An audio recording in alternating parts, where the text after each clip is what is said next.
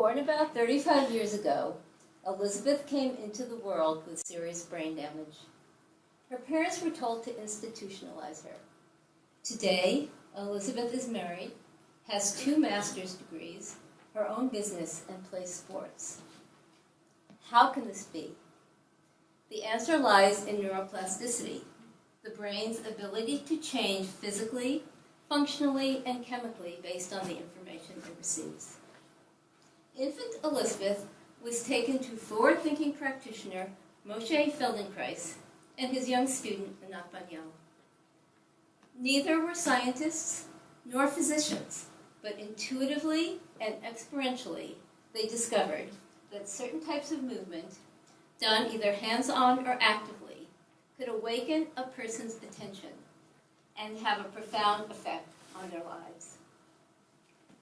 Anat continues to do and evolve this work and is now working with neuroscientists. From this we know that this work is supported by the most cutting-edge research. So Feldenkrais and Banyal helped Elizabeth rewire her severely damaged brain. I am privileged to have studied with Anat Banyal. When I see that darling little boy on my table and help him to first roll and then crawl, I see a future for him as bright as Elizabeth's, who first started walking at about age 7. Elizabeth's story is rather extraordinary, but what about the rest of us? For much of the 20th century, it was believed that while baby and children's brains developed, adult brains stagnated and decayed. However, current research suggests that brain development, though at a slower pace, continues throughout life. Another important fact can be summed up with the phrase, use it or lose it. Imagine going skiing after a big snowfall. There are no tracks, only possibilities.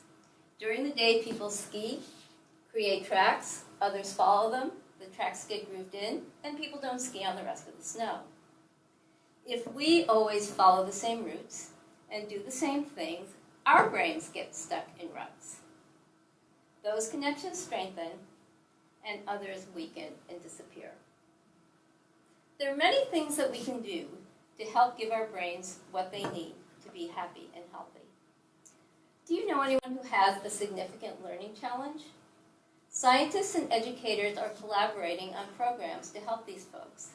Examples include programs from Positive Science and Aerosmith Education, developed by Barbara Aerosmith Young specifically in coping with her own learning challenges.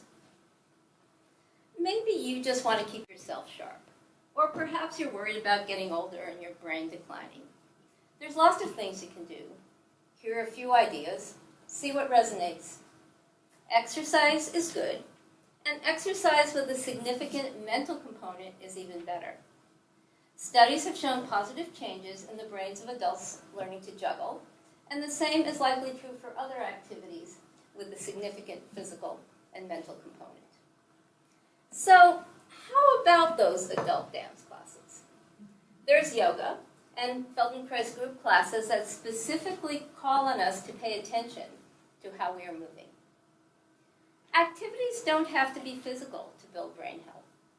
Studying a foreign language is also shown to create positive brain changes. So how about this one for some brain food?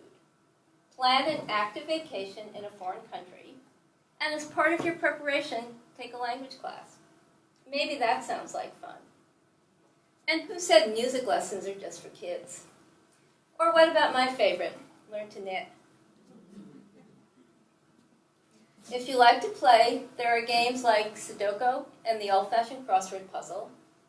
And now there are many games designed specifically for brain training from groups like Lumosity and again Positive Science. Positive Science is working on specific programs for such tasks as driving improvement and to help people with certain conditions such as stroke and depression.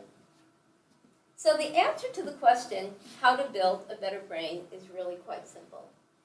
Challenge it in effective and engaging ways. It doesn't matter if you're 9 days or 90 years old.